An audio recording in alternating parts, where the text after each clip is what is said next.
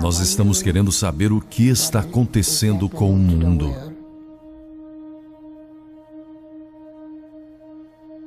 Tudo está mudando.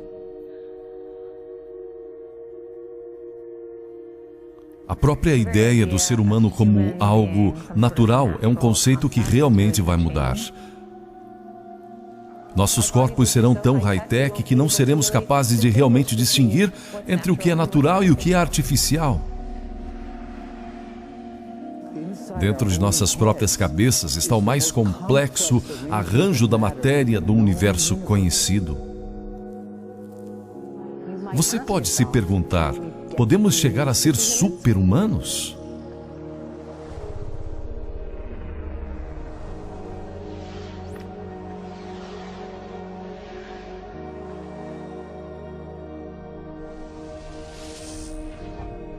A quarta revolução industrial. A revolução industrial original foi impulsionada pela descoberta de que você poderia usar os motores a vapor para fazer todos os tipos de coisas interessantes. Isso foi seguido por resoluções adicionais para eletricidade, computadores e tecnologia da comunicação. Estamos agora nos estágios iniciais da quarta revolução industrial, que está unindo sistemas digitais, físicos e biológicos. Algo sobre a quarta revolução industrial é que isso não muda o que estamos fazendo, mas nos muda. Com a capacidade de visualizar a atividade cerebral através de um dispositivo EEG que nos dá acesso a nós mesmos de uma maneira que nunca antes imaginamos. Ele abre a caixa preta que é o cérebro e permite-nos realmente ser capazes de perceber uma identidade que seja uma mera aspiração. Existe agora uma base científica para os efeitos referente à atenção plena do genoma sobre o envelhecimento biológico, e quando a mente humana se conhece, então você obtém o potencial para um novo renascimento que reestrutura-se em termos da nossa relação com a vida, a nossa relação com o planeta, a nossa relação com o trabalho. Precisamos de um modelo econômico diferente, e por isso eu não quero dizer o capitalismo versus comunismo. O que eu estou falando é uma mudança no sistema ao longo das linhas das duas grandes alterações que ocorreram no século XX. A escola keynesiana estava com um maior foco em saúde e educação, e ao papel do governo trabalhando com as empresas. E então uma reação contra, no final do século, o neoliberalismo, cujo foco estava na liberdade de comércio, livre mercado, e não a participação do Estado no caminho. Precisamos de uma mudança para um novo sistema que nos permitirá satisfazer as necessidades básicas de cada ser humano no planeta, tendo como objetivo fundamental não o crescimento por si só, mas na maximização do bem-estar humano. E a história nos diz que uma mudança de valor é desencadeada pela criação de uma nova história sobre como queremos viver. Eu vejo a economia circular como algo que se encaixa em estreita colaboração com a meta da humanidade para ser inovadora, criativa e sempre progredir. Podemos usar o rastreamento de ativos, podemos usar a impressão 3D para permitir que esse modelo econômico de materiais e alimentação volte à economia e realmente desdobrar o crescimento. A razão pela qual nós vivemos em cidades é diferente hoje do que era há 10 mil anos. Mesmo que tenhamos redes nos conectando, ainda queremos ter lugares onde nos encontramos pessoalmente. Isso significa que os locais onde trabalhamos e vivemos estão muito próximos entre si. Uma cidade onde não precisamos ter grandes cadeias de abastecimento para produzir coisas, onde muitas coisas podem ser de origem local, graças à impressão 3D e robótica. Se somos capazes de fazer algo para transformar as cidades, para torná-las mais eficientes, em seguida, o impacto pode ser enorme.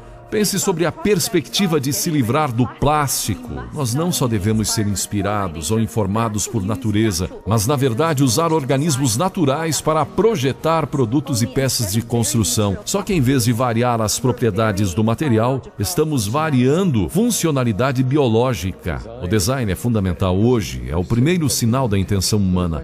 A questão de acrescentar qualidade à quantidade não é simplesmente uma questão de circular coisas que são potencialmente tóxicas.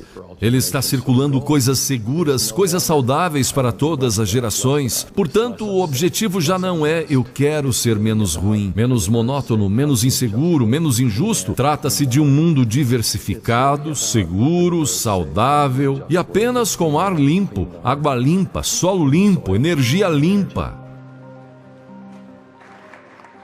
Estamos lutando para preservar o nosso clima frágil de danos irreversíveis e devastação de proporções inimagináveis. A Revolução Industrial original era uma revolução energética. Eu gosto de pensar nisso como uma espécie de bookending, de um período da história humana durante o qual usamos os combustíveis fósseis. E funcionou bem para nós por um longo tempo, mas agora temos que dar um fim nisso. Temos as tecnologias energéticas para alimentar as nossas civilizações, solar, eólica, biomassa. Então a pergunta é, como é que vamos chegar à integração na rede? Talvez o vento esteja soprando na Dinamarca, o sol esteja na Alemanha e agora você pode passar aquela eletricidade através de uma rede integrada. Você pode fornecer energia a todos os que precisam dela e você pode fornecer energia em todos os momentos.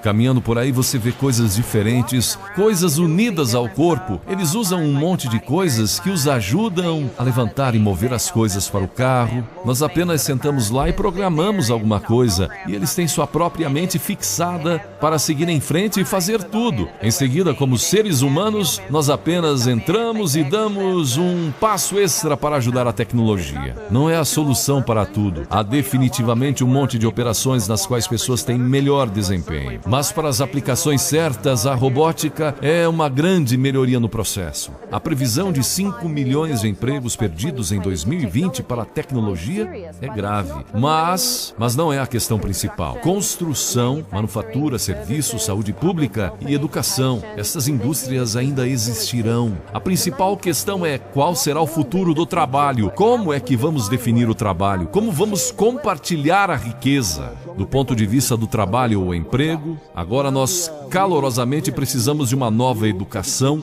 ou uma nova formação.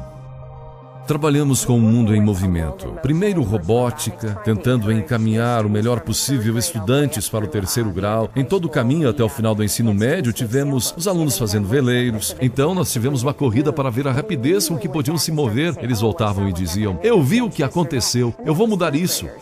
Isso era com os alunos do 3º ano. Acabo de dar um prêmio para um jovem de 18 anos que descobriu algo realmente muito único. Ele apresentou como obter melhor produtividade e melhores rendimentos para as sementes de milho. E assim ele basicamente veio com a ideia de que se você perfurar essas sementes, você vai ter mais alimentos. E você pensa sobre isso, mas ele não foi para a universidade. Então como é que ele conseguiu todo esse conhecimento? E ele me disse, quer dizer, eu tenho assistido o YouTube desde os 12 anos de idade. Eu estou tão interessado, eu vi tudo sobre isso, eu li tudo sobre isso. O mundo está realmente aberto para a aprendizagem. A coisa é como você dá o incentivo para os seus filhos para fazer isso. É esta a capacidade da tecnologia digital para mudar os resultados. Para realmente capacitar as pessoas em todo o mundo, criar um crescimento mais equitativo, porque eu acho que o mundo precisa disso. A 4ª Revolução Industrial tem a capacidade de fazer as desigualdades ficarem visíveis e torná-las menos aceitáveis no futuro. E espero que para reunir e angariar apoio político também, para tomar a decisão necessária para reduzir a lacuna. Os seres humanos sempre usaram ferramentas, mas por causa dos recentes avanços da tecnologia, estamos começando a ter máquinas que podem nos fazer maiores de maneiras interessantes. Eu fui a primeira pessoa no mundo a ser capaz de mover voluntariamente minhas pernas enquanto pisava com um robô, excitando o sistema nervoso, utilizando estimuladores elétricos diretamente sobre a coluna vertebral. Nós acreditamos que uma cura será possível se bastante das pessoas certas tiverem a vontade de agilizar o processo de cura da paralisia. Tomamos 2 coisas do paciente. Primeiro, nós tiramos um raio-x tridimensional e extraímos os dados tridimensionais para que possamos fazer uma peça perfeita. E então nós também tomamos uma amostra de tecido adiposo do paciente e extraímos a célula-tronco. Usamos essas células-tronco com este andaime tridimensional que fabricamos. E depois de 3 semanas temos um pedaço de osso pronto para a implantação. Ser capaz de utilizar a edição genoma para compreender as alterações genéticas que levam ao câncer e tecnologias como a entrega correta do medicamento nas células, recebendo moléculas em determinados tipos de células. A emoção sobre sermos capazes de nos mover mais rapidamente sobre esta doença. Mas uma das coisas que eu acho que é tão essencial para as sociedades livres e abertas é a liberdade de pensamento. Até agora, a conversa que temos tido é em torno da liberdade de expressão. Uma vez que podemos acessar os pensamentos das pessoas, temos de criar um espaço que permita às pessoas pensar livremente, pensar pensamentos divergentes e criativos. E em uma sociedade onde as pessoas temem ter esses pensamentos, a probabilidade de ser capaz de desfrutar do progresso é significativamente diminuída. Precisamos assumir responsabilidade em todos os níveis da sociedade, do individual e do pessoal, ao institucional, ao global, para se adaptar a esses desafios e mudanças tecnológicas que estão redefinindo o que significa ser humano. O que significa trabalhar, o que significa ser completamente incorporado neste mundo. As pessoas sempre me perguntam se sou otimista ou pessimista. A tecnologia existe, mas como entrar e implementá-la na escala que precisamos? E há um preço que as pessoas podem pagar. Embora tenhamos problemas cotidianos que temos de resolver, temos de encontrar um caminho de lançar as bases para as inovações de amanhã.